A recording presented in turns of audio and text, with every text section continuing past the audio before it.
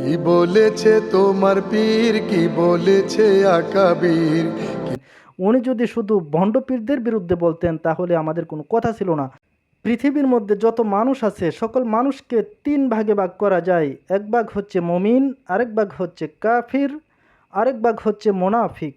মুমিন এবং কাফেরের মধ্যে আপনি সহজেই পার্থক্য সৃষ্টি করতে পারবেন, অর্থাৎ সহজে চিনতে পারবেন কে মুমিন কে কাফির। কিন্তু মোনাফিককে চিনা সহজ নয়, কারণ মোনাফিকরা মুসলমানদের লেবাস পোশাক ব্যবহার করে সব থেকে বেশি মুসলমানদেরকে ধোঁকা দিয়ে থাকে।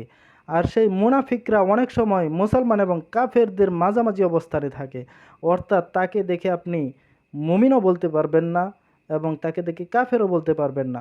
যেমন অনেক সময় দেখা যায় তারা মাথায় টুপি দেয় না, দাড়িকে ছোটো ছোটো করে রাখে, দাড়িকে সেটে সেটে রাখে। যদি কোনো প্রকৃত মুমিনকে বলা হয় তোমাকে পৃথিবীর সব থেকে বেশি ধনী বানিয়ে দেওয়া হবে এবং পৃথিবীর সব থেকে বেশি সুন্দরী নারীকে তোমার সাথে বিয়ে দেওয়া হবে, তুমি শুধু নবীর সুন্নত দাড়িকে তুমি একটু কেটে ছোটো করে তারপর রাখো।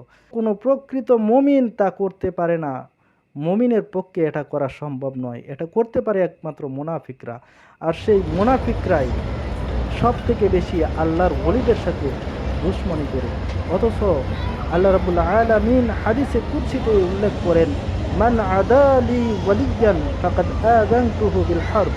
যারা আমার ওলিদের সাথে দুশ্মনী করে, যারা আমার কোনো বন্ধুর সাথে শত্রুতা পোষণ করে, আমি আল্লাহ তাদের সাথে যুদ্ধের ঘোষণা দিই। সম্মানিত দর্শক মণ্ডলী, আপনারা জানেন যে সোশ্যাল মিডিয়াতে বর্তমানে একটি সঙ্গীত ভাইরাল হয়েছে।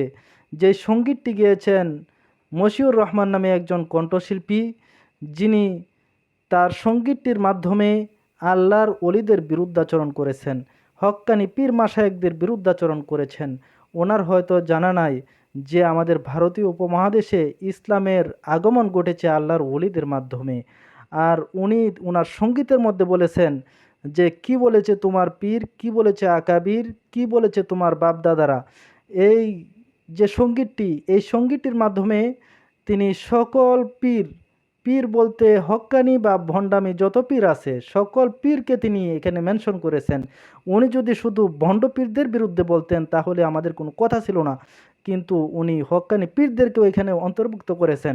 ওনার হয়তো জানা নাই একজন পীর হওয়ার জন্য কুরআন এবং হাদিসের উপর আমল করা সব থেকে বেশি জরুরি, এবং কুরআন হাদিসের উপর আমল না করে কখনোই কোনো ব্যক্তি আল্লাহর ওলি হতে পারেন না। কাজেই উনি এই সঙ্গীত দ্বারা আল্লাহর ওলিদের বিরুদ্ধাচরণ করেছেন। এর পূর্বেও তিনি একটি সঙ্গীত গেয়ে ভাইরাল হয়েছিলেন, যে সঙ্গীতটি হলো এক কালিমায় রুটি রুজি আরেক কালিমায় ফাঁসি। এক কালেমায় রুটি রুজি আর এক কালেমায় ফাঁসি।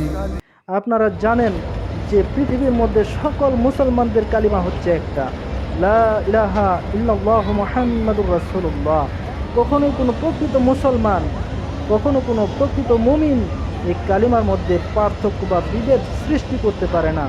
কাজে যারা এই কালিমার মধ্যে পার্থক্য বা বিভেদ সৃষ্টি করে সে কখনোই মুসলমান হতে পারে না। কাজেই এইসব সঙ্গীত থেকে আমাদের দূরে থাকতে হবে। মহান রাব্বুল আলামিন আমাদেরকে সঠিক বুঝ দান করুন। আল্লাহুম্মা আমিন। ওয়া মা আলাইনা ইল্লাল বালাগ। আসসালামু আলাইকুম ওয়া রাহমাতুল্লাহি ওয়া বারাকাতুহু।